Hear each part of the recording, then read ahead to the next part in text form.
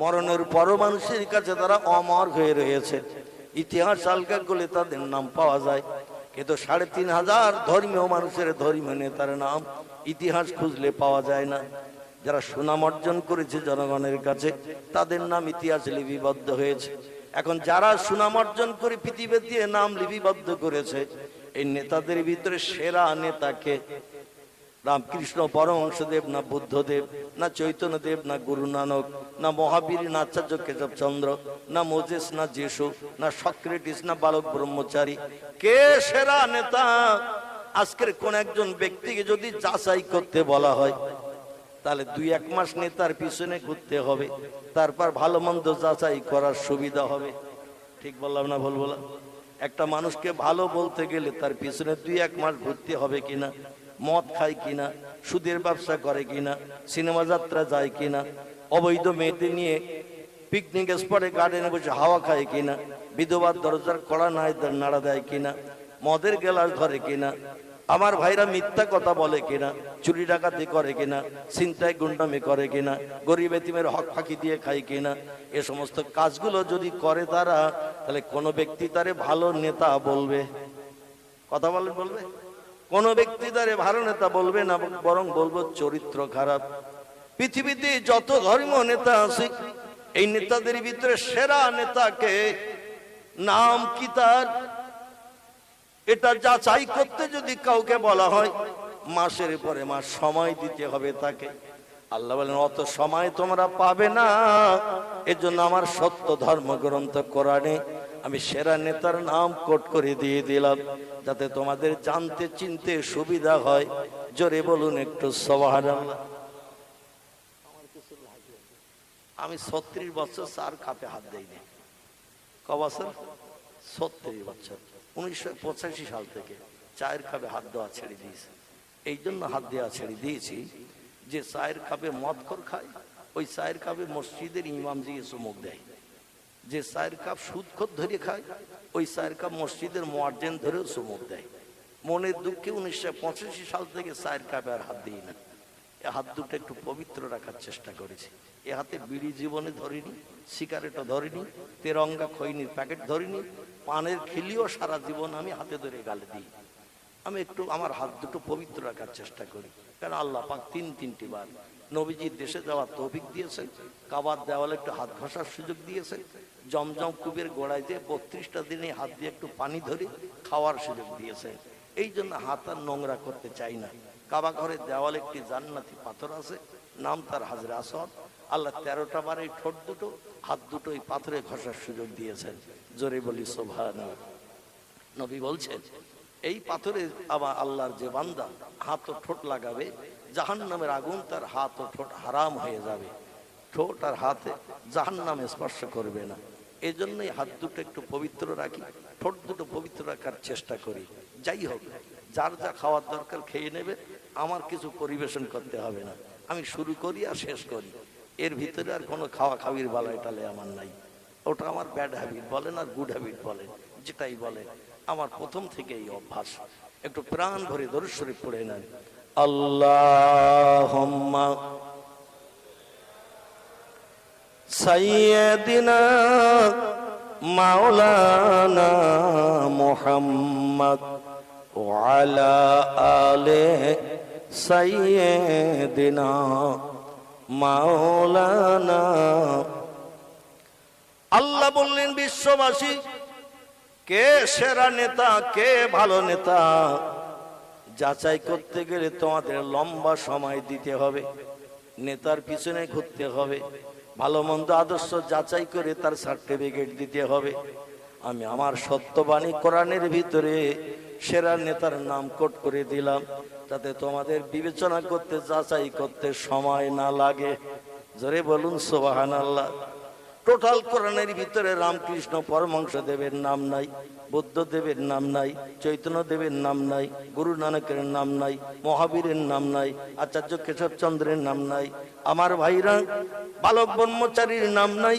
আল্লাহ পাক সেরা নেতা হিসাবে যার নাম কোরআনে কোট করেছেন, তিনি হলেন ওমা মুহাম্মাদুন ইল্লা রাসূলুন কদ খালাত মিন ক্বাবলিহির রাসূল।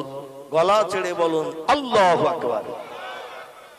আল্লাহ বলেন বিশ্ববাসী সেরা নেতা হিসাবে যদি কারো মান্যতা দিতে চাও, কারো জীবন আদর্শ বাস্তবের সঙ্গে যদি প্রতিফলিত করতে চাও, মুহাম্মদ নামধারী একজন ব্যক্তিকে আমি বিশ্ববাসীর কাছে সেরা নেতা হিসাবে আমি পাঠিয়ে দিয়েছি।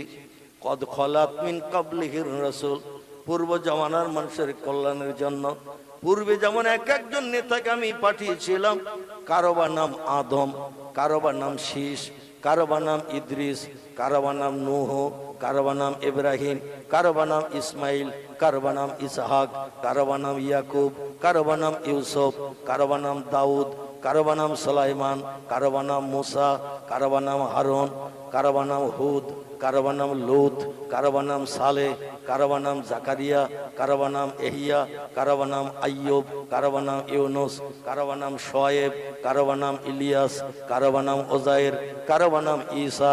এদের পূর্ব জমানার মানুষের কল্যাণের জন্য নেতা করে পাঠিয়ে দিয়েছিলাম। শেষ যুগের মানুষের কল্যাণের জন্য একজন নেতা আমি পাঠালাম, তার নাম কোরআনে কোট করে দিলাম মুহাম্মাদুর রাসূলুল্লাহ। জোরে বলুন একটু সুবহানাল্লাহ। বর্তমান পৃথিবীতে যত ধর্মাবলম্বী আছে, অধিকাংশ ধর্মাবলম্বীরা শিক্ষায় উচ্চ শিক্ষিত। পৃথিবীতে শিক্ষায় সব থেকে নিম্নগামী যারা, এরা হলো আমার জাত কম মুসলমান। মুসলমানেরা শিক্ষা একটু পিছিয়ে আছে, অন্যান্য ধর্মাবলম্বীরা শিক্ষা একটু অগ্রগণ্য ভূমিকা নিয়েছে। কিন্তু যারা শিক্ষায় অগ্রগণ্য ভূমিকা নিয়েছে, এরা সিদ্ধান্ত নিতে যে দুটি সিদ্ধান্ত ভুল করেছে। নির্বাচন করতে যে দুটি নির্বাচনে তারা ভুল করেছে। মুসলমানেরা শিক্ষায় পিছিয়ে থাকা সত্ত্বেও এরা দুটি সিদ্ধান্ত নিয়েছে সঠিক। জোরে বলুন একটু সুবহানাল্লাহ। এদের জ্ঞান গম্য একটু কম থাকা সত্ত্বেও, এরা শিক্ষায় একটু অগ্রগণ্য ভূমিকা না নেওয়া সত্ত্বেও মুসলমানেরা সিদ্ধান্ত দুটি নিয়েছে সঠিক। একটি হলো স্রষ্টাকে অধিকাংশ উচ্চ শিক্ষিত ধর্মাবলম্বীরা নির্বাচন করতে যে ভুল করেছে। কেউ বা গাছকে, কেউ বা সূর্যকে, কেউ বা মাটিকে, কেউ বা পাথরকে, কেউ বা পানিকে, কেউ বা আগুনকে স্রষ্টা হিসাবে মান্যতা দিয়ে তাদের কাছে মাথা নত করে জীবনে দুঃখ জানায়। কথাটা ঠিক বললাম না ভুল বললাম?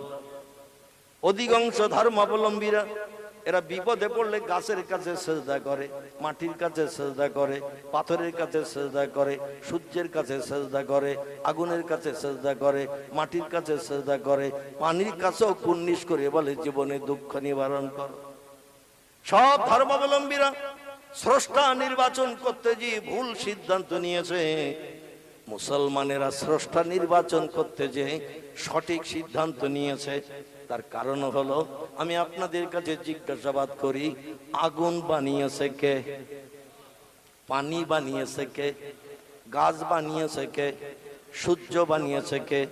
পাথর বানিয়েছে কে? মাটি বানিয়েছে কে? তিনি বলছেন খলাকাস সামাওয়াতি ওয়াল আরদ। ও মানুষ, মাথার উপরে ওই যে নীল আকাশ দেখো, নীল আকাশে যা কিছু আছে আকাশের উপরে তাও বানিয়েছি আমি। আবার পৃথিবীর জমিনে যা কিছু দেখতে পাও, ঝোপঝাড়, জঙ্গল, পাহাড়, পর্বত, সাগর, নদী, নালা, কীট পতঙ্গ, গাছপালা, যা কিছু দেখো সব সৃষ্টি বানিয়েছি আমি আল্লাহ। জোরে বলুন একটু সুবহানাল্লাহ। এতে আপনাদের সন্দেহ আছে কারো? সব সৃষ্টি বানিয়েছেন আমার আল্লাহ। তিনি বলছেন খলাকাস সামাওয়াতি ওয়াল আরদ, আমি আকাশে যা কিছু আছে তাও বানিয়েছি। আবার পৃথিবীর জমিনে যা কিছু দেখতে পাও, যা কিছু দেখতে পাও না, সবগুলো বানিয়েছি আমি। তাহলে আমরা মুসলমানেরা স্রষ্টা হিসাবে কার কাছে মাথা নত করি? গাছের কাছে করি নাকি? পাথরের কাছে করি নাকি? সূর্যের কাছে করি নাকি? আমরা কোন সৃষ্টির কাছে মাথা নত করি না। কারণ আগুন, পানি, পাথর, হাওয়া, মাটি সব হলো সৃষ্টি। এই সৃষ্টি বানিয়েছেন যিনি, তিনি হলেন আল্লাহ সুবহানাহু ওয়া তাআলা। যখন একটু সময় পাই, মর্জিনের আজান শুনি, জমিনে মাথা নত করে কপালে ধুলা লাগিয়ে নাকে খড় দিয়ে আমরা তসবিহ পড়ি। কার? সুবহানা রাব্বিয়াল আলা, সুবহানা রাব্বিয়াল আলা। সেজদায় চলে আপনাদের এই কৃষ্ণ পাড়ায় এই তসবিহ পড়ে না, অন্য পড়ে? দুনিয়ার যত মসজিদ, সব মসজিদে বান্দা যখন সেজদায় যায়, সব দেশের মসজিদে বান্দাদের তসবিহ হলো একই। জোরে বলুন একটু সুবহানাল্লাহ। আমরা সেজদায় যে কপালে ধুলা লাগিয়ে, নাকে খড় লাগিয়ে, আমার ভাইরা, আমার আল্লাহ পাক রব্বুল আলামিন সব সৃষ্টিগুলো বানিয়েছেন তিনি। এই জন্য আমরা সৃষ্টির কাছে মাথা নত করি না, আমরা মাথা নত করি তার কাছে। যখনই জমিনে মাথা লাগাই, কপালে ধুলা লাগে না? লাগে না? নাকটাও আবার লাগাই। বসিরহাট আল্লামা হুজুর কেতাবে লিখেছেন, শুধু কপাল লাগালে নামাজ বৈধ হবে না, নাকও লাগাতে হবে। আগে কপাল লাগাও, পরে নাক লাগাও। আবার ওঠার সময় নাক আগে উঠাও, কপাল পরে উঠাও, তাহলে নামাজ আল্লাহর কাছে কবুল হবে।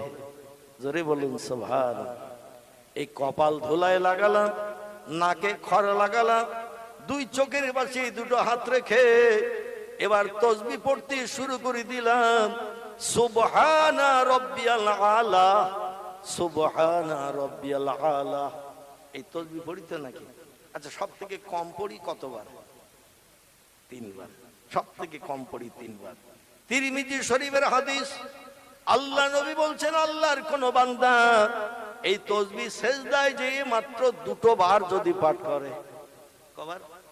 নবী বলছেন 2 বার যদি কোন আল্লাহর বান্দা সেজদায় যে এই তসবিহ পাঠ করে, সুবহানা রাব্বিয়াল আলা, হে মহান পবিত্র আল্লাহ, তুমি খাও না, ঘুমাও না, পেশাব করো না, পায়খানা করো না, প্রতিদিন প্রতিনিয়ত তুমি পবিত্র থাকো, সেই তুমি পবিত্র আল্লাহ, তোমার নামের তসবিহ পাঠ করছি।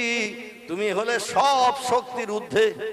আলা শব্দের বাংলা অর্থ হলো সব ক্ষমতার ঊর্ধ্বে তুমি, তোমার উপরে ক্ষমতার কারো নাই নাই নাই। নবী বলছেন 2 বার যদি কোনো ব্যক্তি সেজদায় পতিত হয়ে কপালে ধুলা লাগিয়ে, নাকে খড় দিয়ে কোনো ব্যক্তি যদি তসবিহ পাঠ করে, আমার আল্লাহ এত খুশিতে বাগবাগ হয়ে যায়। আল্লাহ ডেকে বলে, যা রে বান্দা যা, আমি তোর সারা জীবনের গুনাহ মাফ করে দিয়ে তোরে বেগুনাহ বানিয়ে দিলাম। নারায়ে তাকবীর। কবার পড়লে? 2 বার। তিরমিজি শরীফের হাদিস। রাসূল বলছেন, কোন ব্যক্তি যদি 2 বার এই তসবিহ পাঠ করে, আল্লাহ এত খুশি হয়ে যায়, ডেকে বলে, যা রে বান্দা যা, আমি তোর সারা জীবনের গুনাহ মাফ করে দিয়ে তোরে বেগুনাহ মাসুম বানিয়ে দিলাম। তাহলে তসবিহ একটু বেশি পড়া ভালো না খারাপ? 2 বার পড়লে যদি আল্লাহ রাজি হয়ে যায়, সারা জীবনের গুনাহ মাফ করে দেয়, একটু বেশি পড়লে আল্লাহর জান্নাত হালাল বানাতে আর অসুবিধা হবে নাকি? এখন মসজিদে জামাতে নামাজ চলছে, ইমাম সাহেব বলে যে তসবিহ পড়লে জীবনের গুনাহ মাফ হয়, জান্নাত হালাল বানানো যায়, আল্লাহ খুশিতে বাগবাগ হয়ে যায়। ওই তসবিহ আমি 5 বারের জায়গায় 7 বার পড়ব। ইমাম সেজদায় যায়, মুক্তাদি ইমামের সঙ্গেও সেজদায় যায়। কোরআনে এসেছে, অরকাউ মা রাকিন ওয়াসজুদু মা সাজিদিন। জামাতে যখন নামাজ পড়তে যাবে, ইমাম রুকু করলে তোমরা ইমামের দেখে দেখে রুকু করবে। ইমাম সামি আল্লাহু লিমান হামিদা বলে দাঁড়িয়ে গেল, ও মুক্তাদি তুমিও রব্বানা লাকাল হামদ বলে দাঁড়িয়ে যাও। ইমাম আল্লাহু আকবার বলে যখন সেজদায় গেল, তুমি ইমামের দেখা দেখি সেজদায় যাও। ওয়াসজুদু মা সাজিদিন, ইমাম সেজদায় গেলে তুমি ইমামের দেখা দেখি সেজদায় যাও। ইমামের নামাজ কবুল হয়ে গেলে আমি আল্লাহ সব মুক্তাদির নামাজ কবুল করে নেব। এখানে ইমাম সেজদায় জি পবিত্র তসবিহ 5 বারের জায়গায় 7 বার পড়ে।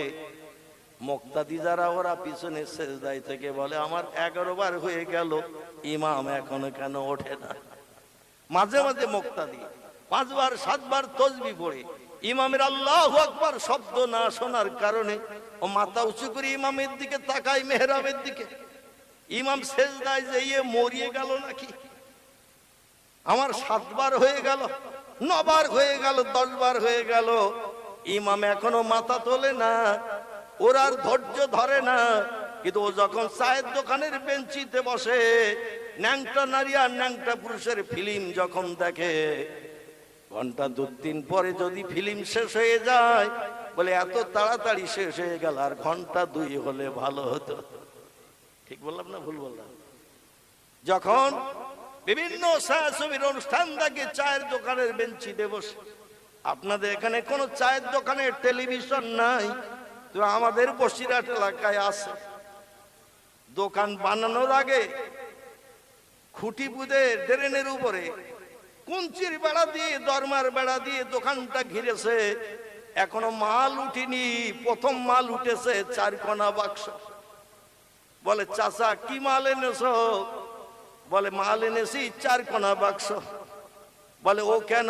বলে এই জিনিস না হলে দোকানে খরিদ্দার আসবে না, এজন্য মাল তোলার আগে 4 কোনা বাক্স এনে হাজির করেছি। জোরে বলি একটু নাউজুবিল্লাহ। ন্যাংটা নারী আর ন্যাংটা পুরুষ দেখিয়ে দেখিয়ে খরিদ্দারদের মনোরঞ্জন করে ঘন্টার পরে ঘন্টা বসিয়ে রাখা হয়।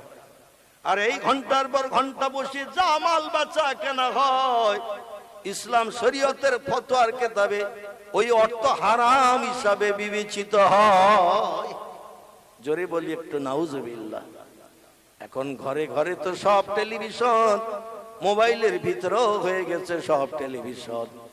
আমার ভাইরা, আল্লাহর রহমত থেকে আমরা বঞ্চিত হয়ে গেছি। আল্লাহ বলে যত মডার্ন হবে আমার অ্যাকশনও তত মডার্ন হবে। তাম বিশ্বব্যাপী এক মহামারী ভাইরাস রোগ আল্লাহ দান করেছেন।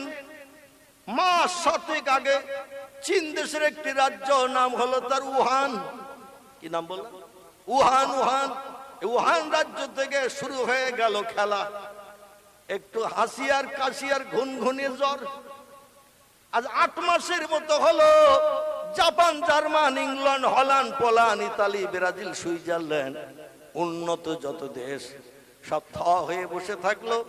এখনো পর্যন্ত একটু হাসি আর কাশি, সর্দি জ্বরের ওষুধ এখনো কোন দেশের বিজ্ঞান বানাতে পারে নাই। এমন একটা কঠিন রোগ, বাপ মারা গেলে ছেলে গায়ে হাত দেয় না, মা মারা গেলে মেয়ে গায়ে হাত দেয় না। কঠিন ছোঁয়াচে রোগ ধরবে সেই ভয়। ঠিক কি না? আমার ভাইরা, মসজিদে জামাতে নামাজ পড়তে গেলে গায়ে গায়ে দাঁড়ানো হলো নিয়ম, কিন্তু এমন কঠিন ভাইরাস রোগ আল্লাহ দিয়েছে, 2-4 হাত দূরে দূরে দাঁড়াও, শয়তান যাতে ভিতরে ঢোকে, তোমাদের নামাজ পণ্ড করে দেয়। আমার ভাইরা, আজ পর্যন্ত কোন দেশের বিজ্ঞানীরা এখনো পর্যন্ত সঠিক ঔষধ বানিয়ে মানুষের কাছে প্রয়োগ করতে পারিনি। আল্লাহ বলে যত চালাক তোমরা হবে, ওমাকারু ওয়ামাকারাল্লাহু আল্লাহু খায়রুল মাকিরিন। চিল্লায়ে বলুন আল্লাহু আকবার। তোমরা পৃথিবীতে প্রযুক্তির যুগে যত যন্ত্র মেশিন বানিয়ে চালাকি করবে আমার কোরআনের বিরুদ্ধে, আমার নবীজির বাণী হাদিসের বিরুদ্ধে, আমি আল্লাহ তত চালাকি অ্যাকশন করে দেব। 9টা ধানের চাল কটা গোনার সময় দেব না।